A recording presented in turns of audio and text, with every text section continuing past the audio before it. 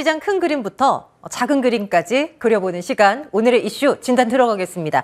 KB증권 프라임센터 김권진 부장과 함께합니다. 부장님 어서 오세요.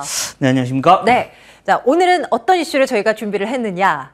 시장이 반등이 나오긴 하는데 외국인들의 공격적인 순매수는 참 찾기가 어렵습니다. 매도 물량이 줄어들었다? 이걸로 그냥 이 시장 분위기가 완전히 돌아서지는 않을 것 같은데 외국인들의 최근 목소리를 한번 들어볼까 합니다. 물론 이제 외국계 증권사의 이야기를 좀 들여다보려 하는데요. 글로벌 투자은행들이 한국 주식을 계속 팔아라! 이런 주장을 내놓고 있습니다.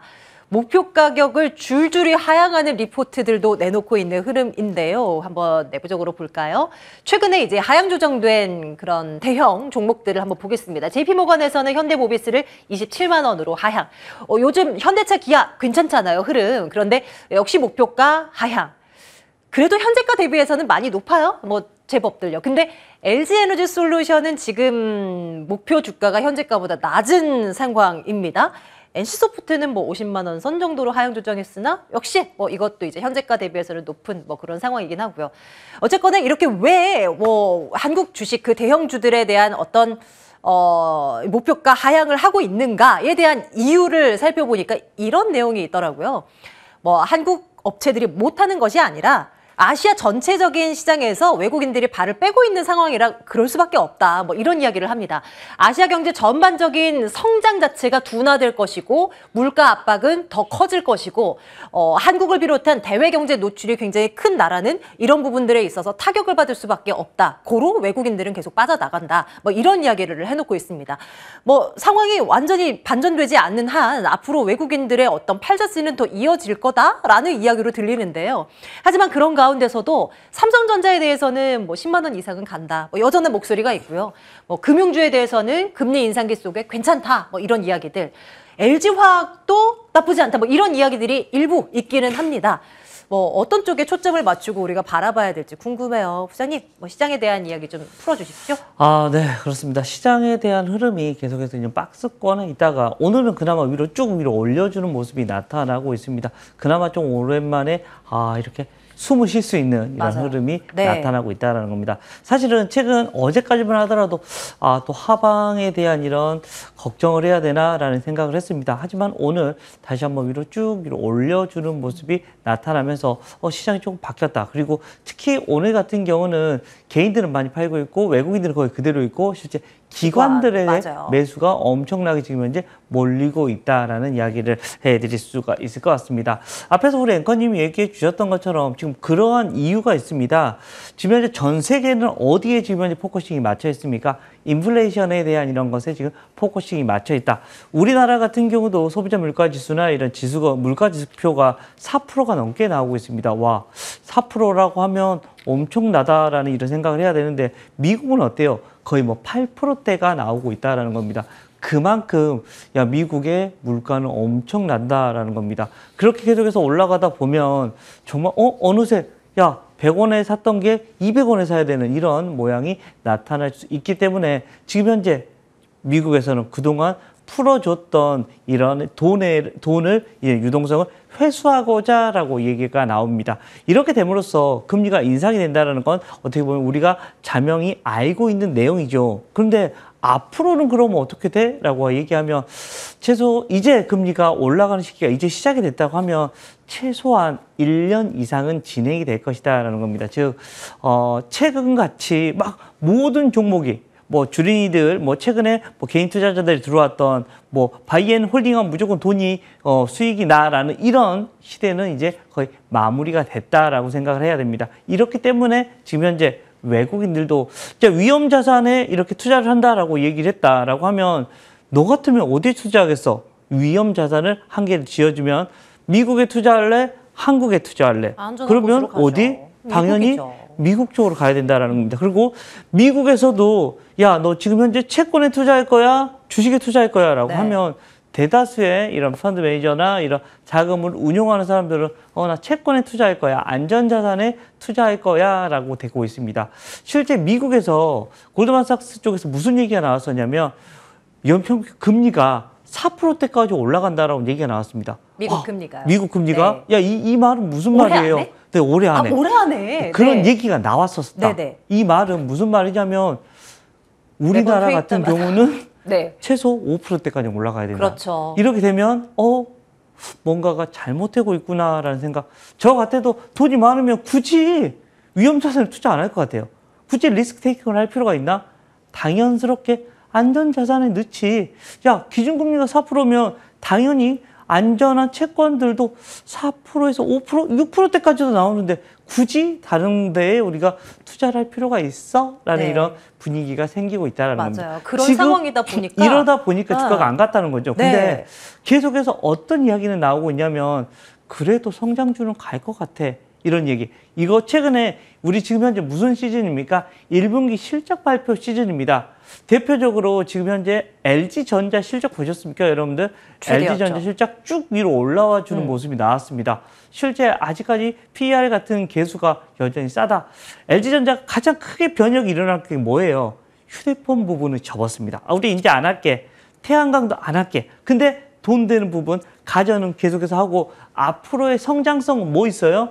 바로 이 전장 부분에 대한 이런 성장성이 있다. 이러한 실적도 받쳐주고 성장성이 있는 회사들은 주가 위로 뻥 튀기 되는 모습이 나타났다. 실제 보통 중소형주에서는 ISC 같은 이런 실적이 발표가 되고 소켓업체 주가가 위로 터주는 모습이 나타나는 것처럼 실적이 잘 나오는 이런 업종에 여러분들이 좀 더 포커싱을 맞춰야 되고 지금 실적 발표 시즌이니까 여러분들 이 실적이 발표가 어떤 게 되는지 열심히 여러분들이 관심을 가지고 바라볼 필요가 있다라는 얘기를 해드리겠고요. 지금 현재는 우리가 좀 눈높이를 좀 낮게 하시고 바이앤홀딩 전략이 아니라 뭐 방망이를 작게 잡고 대응해 주시면 좋을 것 같고요. 실제 조금 대형주들이 좀 밑으로 밀리면 계속해서 분할로 좀 시계를 좀 길게 해서 분할로 매수하는 이런 전략으로 가져가셔야 되는 이런 요즘 시장이 아닌가라는 얘기 드리겠습니다. 그러니까 오늘 강하게 반등이 나온다고 해서 환호할 필요는 네, 너무 저의 성급하다라는 생각은, 그렇습니다. 생각인 거죠. 오늘 같은 경우는 기관이 사고 있는데 네. 이 연속성이 중요합니다. 또 어떻게 내일이면 바뀔지 또 바로 몰라요. 또 어떻게 될지 아무도 모르는 맞아요. 거니까라는 네네. 얘기 드리겠습니다. 네, 뭐 물론 이제 내일 또 추가적인 상승이 나올 수는 있죠. 그동안 이제 많이 밀려났으니까. 하지만 여전히 좁은 박스권 하에서의 등락 이 정도의 흐름을 그냥 우리는 또 그려 가보겠습니다. 다만 이제 실적이 수반된다면 또 얘기가 그렇죠. 달라지니까 좋은 실적을 내놓는 기업들로 포트를 구성하는 거 반드시 필요한 요즘인 듯 합니다. 자, 이제 다음 이슈로 가볼까요? 여기서는 수혜주를 찾기가 좀 쉽지는 않을 것 같은데 최근 글로벌 트렌드가 이렇다라는 차원에서 또 말씀을 드려봅니다. 탈세계화가 가속되고 있다는 이야기가 최근에 많이 나옵니다. 탈세계화, 이거는 무슨 얘기일까요? 세계화와 반대되는 말인데요. 정치, 경제, 문화, 다양한 분야에서 다른 나라와 우리 교류하지 않을 거야, 우리끼리 할 거야 라는 이야기들이 요즘 각국에서 나오고 있다는 겁니다. 이유는 다양합니다. 뭐 그동안 미국과 중국 간의 어떤 무역 분쟁 속에서도 뭐 시작이 됐었던 부분이고요.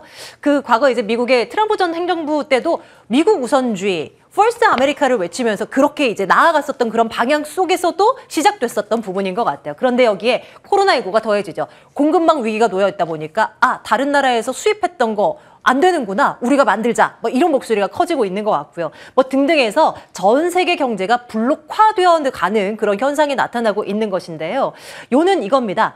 탈세계화 시대 속에서 에너지 관련한 상품들 그리고 사이버 보안 관련 상품들은 우리가 눈여겨봐야 된다는 목소리가 좀 나오고 있어서요. 이거는 이제 미국 시장에 상장되어 있는 ETF 상품들인데요. 수익률이 뭐 나쁘지는 않은 그런 상황이 확인되고 있습니다. 그럼 우리 시장으로 한번 눈을 돌려보자고요. 우리 국내 대기업들도 보안 관련해서 굉장히 관심 많습니다. 앞으로 우리가 눈여겨볼 만한 탈세계화 관련한 수혜주? 진짜 어려운 질문인데요, 부장님. 뭐 그냥 스토리를 좀 뭐 만들어 보자면 뭐 어떤 쪽 우리가 눈여겨볼 수 있을까요? 우선은 뭐 에너지 쪽, 뭐 친환경 에너지에 대한 거 여러분들 너무나 잘 알고 계실 겁니다. 거기에 대한 이런 이야기부터 시작을 해서 우리가 띠리띠리 여러분 안녕하십니까? 저는 로봇입니다라는 이런 인공지능. 로봇에 대한 네. 이런 이야기도 많이 나올 거고요. 또 하나 마지막으로는 우리가 계속해서 얘기되고 있는 사이버 보안에 대한 이런 이야기가 계속해서 나올 겁니다. 뭐 첫 번째 우리 에너지 쪽을 얘기를 해보면 우리 지금 현재 에너지 쪽 어떻게 되고 있어요? 잘 되고 있어. 대표적으로 2차 전지도 결국은 에너지입니다. 뭐 어떻게 보면 환경에 대한 이런 얘기가 나오면서라는 얘기를 해드리겠고요. 친환경 에너지에 대한 가장 먼저 떠오르는 거 우리가 태양에 대한 얘기가 나옵니다. 실제 오시아에 대한 얘기가 계속해서 아마 나타날 수밖에 없을 것 같고요. 뭐 실제 풍력에 대한 이런 이야기도 계속해서 돌고 있고 이러한 이슈는 계속해서 아마 우리가 강조해도 절대 지나침이 없을 겁니다. 이쪽은 계속해서 여러분들이 관심을 가져주셔야 되는 이런 그래요? 업종이다라는 생각을 하시면 될 것 오시아 같고요. 얘기가 나왔으니까 네. 그 왕년의 명성을 찾을 수 있을까요? 우선은 좀 고민이 됩니다. 그죠? 그렇지. 그리고 중국 쪽에 네. 어떤 식으로 이야기가 나오냐에 따라서 좀 주가의 흐름은 좀 달라지긴 할 거지만 되긴 할 것 같습니다. 폴리실리콘 가격에 대한 이런 이야기는 계속해서 나오고 있고 최근에 좀 그나마 좀 괜찮아지는 모습이 나타나지고는 있다라는 얘기를 해드릴 수 있을 것 같고요. 두 번째는 로봇입니다. 여러분들 한 2050년 일이 되면 네. 지금으로부터 한 30년이 지나면 여러분들이 가지고 있는 로봇 몇 개나 될 것 같습니까? 우리 앵커님은 한 8년 후에 로봇이 28년 후에. 몇 개나 가지고 있을 것 같습니까?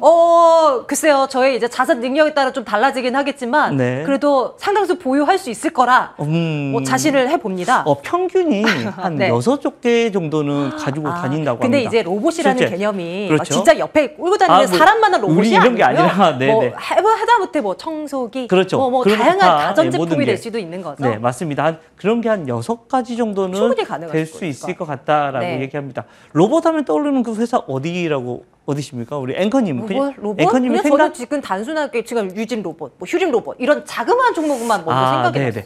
났어요. 많은 분들이 주식 투자하시는 분들이 많이 그렇습니다. 그래도 작은 주식 중에서 좀 좋은 네. 주식을 먼저 네. 꼽아 주셨습니다. 유진 로봇도 얘기를 제가 조금 이따 할 건데 먼저 가장 크게 생각을 하시면 현대차를 생각하셔야 됩니다. 현대차가 가장 큰 이런 로봇의 이런 대장이 되고 있다라는 겁니다. 현대차가 최근 몇 년 전에 1조 원 가까이를 들여서 로봇 기업을 인수를 했습니다. 그러면서 현대가 로봇까지라는 이런 얘기가 나올 정도로 현대차가 앞으로 미래에 대해서 정말 많은 고민을 하고 있다라는 겁니다.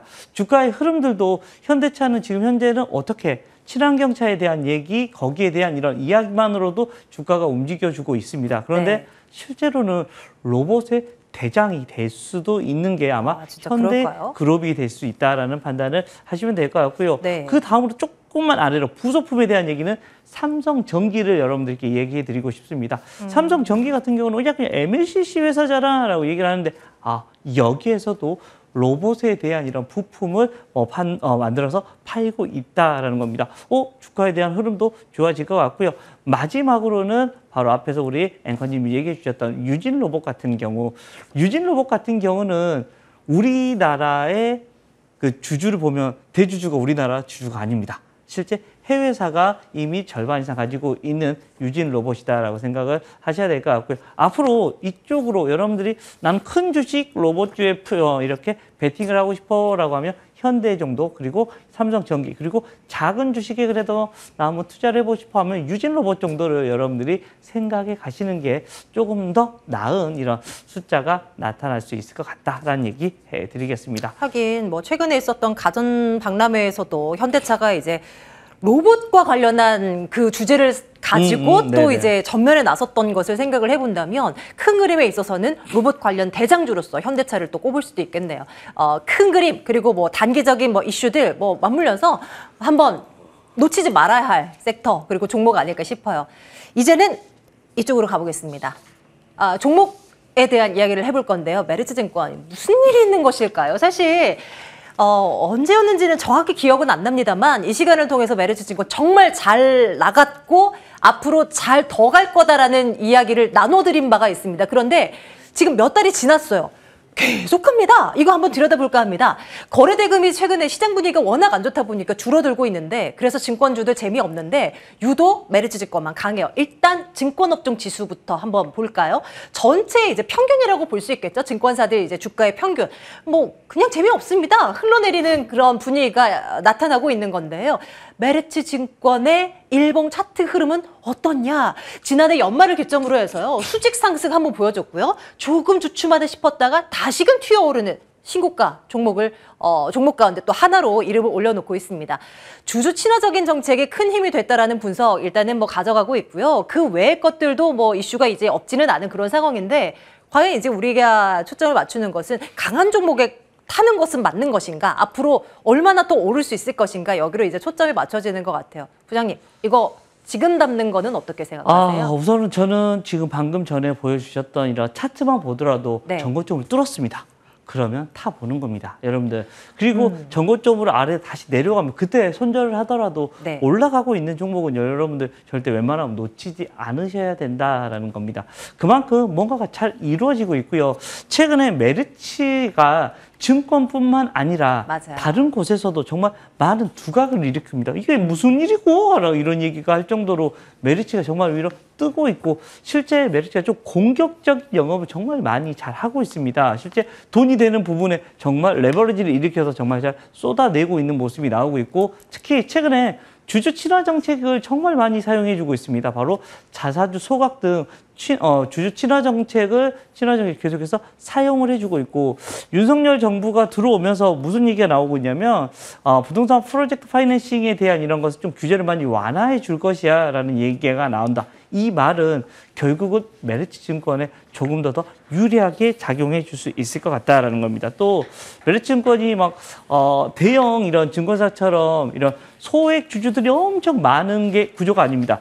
메르츠 증권은 대부분 선수라고 우리가 얘기하는 선수들이 많이 매매를 하는 곳이다라고 생각을 해서 개인들이 막 이렇게 막 매매를 해서 막 네. 수익을 올려주는 이런 구조보다는 선수들이 어떻게 보면 안정적인 이런 수익이 계속 나는 구조다라는 거. 그리고 또 ELS 발행 물량 같은 경우가 적어서 약세장을 오히려 좀 더 방어를 좀 잘하는 이런 모습이 나타나면서 최근에 뭐 시가총액 순위 같은 경우도 계속해서 위로 올라오고 있을 정도로 메르츠 증권이 증권 업계에 어떻게 보면 지금 현재 계속해서 떠오르는 별이 되고 있는 것은 맞다라는 그러네요. 생각을 하시면 될 것 같고, 네. 주가도 가고 있는 애입니다. 여기서부터는 여러분들 계속해서 갈 때까지는 가보자를 한번 외쳐보는 것도 어떨까. 그리고 5일선이 망가지면 그때 내리셔도 큰 무리는 없지 않나라는 얘기 드리겠습니다. 매번 신고가 종목에 대한 이슈를 가지고 오면 부장님의 말은 똑같았던 것 같아요. 네, 일단 맞습니다. 가는 걸로. 그렇습니다. 그러다가 실제로. 눌리면 그냥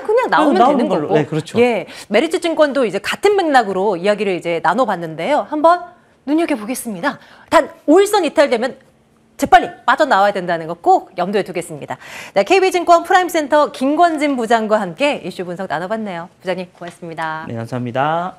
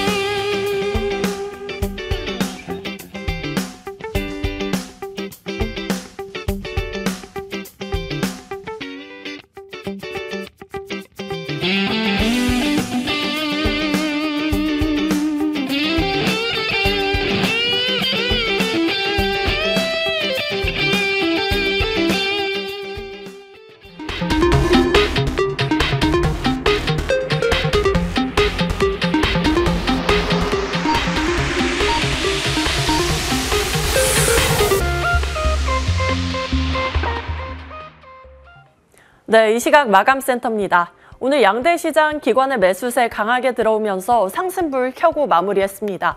코스피 2% 가까운 상승해주면서 2710선까지 안착하고 마무리했고요. 코스닥은 1%가량 오른 926선에서 마쳤습니다. 이어서 수급 현황 한번 살펴보시면요. 오늘 유가증권 시장에서는 기관이 6,300억 원 넘게 매수를 해주면서 마무리했습니다. 대형주를 중심으로 물량 담는 모습 확인됐고요. 이어서 환율 한번 체크해 보시면요. 오늘 환율 1220선을 내려오면서 마무리했습니다. 이어서 코스닥 수급 현황도 한번 살펴보시죠. 오늘 코스닥에서는 외국인 쪽에서 매수세가 들어와 줬습니다. 기관 480억 원 넘게 매수를 하면서 마무리했고요. 외국인 300억 원 넘는 매수 위로 마무리했습니다. 이어서 시가총액 상위 종목주들 한번 살펴보시면요. 오늘 삼성전자가 드디어 신저가 행진에서 벗어났습니다. 68,900원 선에서 종가 형성하면서 마무리했고요. 또 현대차가 미국 공장에 전기차 라인 증설에 투자를 한다는 소식 들려왔습니다. 그로 인해서 2차 전지주들 오늘 강세였는데요. LG 에너지솔루션 5% 가까운 상승불 켜면서 마무리했습니다. 또 삼성 바이오로직스도 2% 넘는 상승으로 마무리했습니다. 이어서 다음 종목들 한번 살펴보시면요. 마찬가지로 2차 전지 관련주들 삼성 SDI와 LG화학 강세로 마감했습니다. 코스닥 종목들도 한번 살펴보시죠. 오늘 코스닥에서는 에코프로비엠 4% 넘는 상승불 켜면서 마무리했고요. LNF도 2% 가까운 상승으로 마감했습니다. 셀트리온 헬스케어도 3% 넘는 상승세 보여주면서 61,000원 선에서 종가 형성했습니다. 다만 어제 상승불 강하게 켰던 펄어비스는 오늘 보합권에서 마무리했고요. 카카오게임즈는 하락불 켜면서 마무리했습니다. 다음 종목들 한번 살펴보시면요. 오늘 첨보와 HLB가 강세 보이면서 마무리했습니다. HLB 5% 가까운 상승선 보이면서 마무리를 했는데요. 외국인의 매수세가 강하게 들어온 모습이었습니다. 또 스튜디오 드래곤이 글로벌 OTT 시장에 진출을 하면서 호실적이 나올 거라는 기대가 많아갔습니다. 오늘 94,000원 선에서 종가 형성했습니다. 이어서 특징적인 종목들 한번 살펴보시면요. 오늘 조선주 관련한 종목들이 잘 가는 모습이었습니다. 특히 삼성중공 우선주는 22% 넘는 강세를 보였는데요. 1분기 수주 실적이 잘 나올 거라는 기대감이 있기도 했고요. 또 성과가 상승하면서 이에 대한 기대감으로 오늘 전반적으로 강세로 마무리했습니다. 다음 종목들 한번 살펴보시면요. 오늘 국내에 상장한 중국 기업들이 전반적으로 강세 보이면서 마무리했습니다. 상하이 봉쇄 완화에 대한 기대감으로 상승선 보이면서 마무리했고요. 다음 종목 한번 살펴보시면 LG 헬로비전이 오늘 강세 보이면서 마무리했는데요. 네, 상한가 안착한 모습이네요. 모토로라 단말기 사업을 추진한다는 소식이 전해지기도 했고요. 또 신사업으로 전기차 충전 사업을 추진 중인 가운데 그룹 내 계열사들도 합류한다는 소식 알아가면서 오늘 상한가에서 안착하고 마무리했습니다. 지금까지 마감 시황이었습니다.